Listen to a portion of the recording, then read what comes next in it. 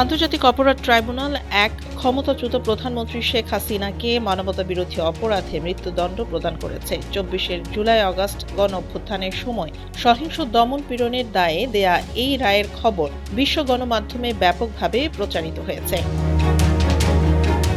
BBC, Reuters, CNN, Al Jazeera, France 24, the Independent, the Straits Times সহ প্রায় সব আন্তর্জাতিক গণমাধ্যম বড় করে এই রায়কে শিরোনামে প্রকাশ করেছে।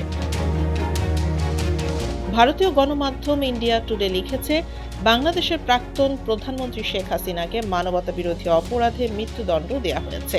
বিবিসি জানিয়েছে, এটি বাংলাদেশ ও ভারতের জন্য একটি গুরুত্বপূর্ণ কূটনৈতিক মুহূর্ত, কারণ আদালতের রায় ভারত-ঢাকা সম্পর্কের জটিল বাস্তবতায় এসেছে।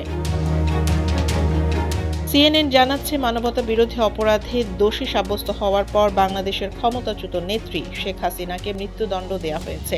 রয়টার্সের প্রতিবেদনে বলা হয়েছে, ট্রাইব্যুনাল শেখ হাসিনা এবং প্রাক্তন স্বরাষ্ট্রমন্ত্রী আসাদুজ্জামান খান কামালের মৃত্যুদণ্ড দিয়েছে, আর সাবেক পুলিশ প্রধানকে ৫ বছরের কারাদণ্ড দিয়েছে।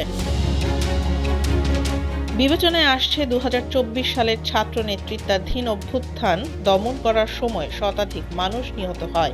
অনাদলু এবং চ্যানেল নিউজ এশিয়া উল্লেখ করেছে, রায় ঘোষণার পর হাসিনা ভারতে অবস্থান করছেন।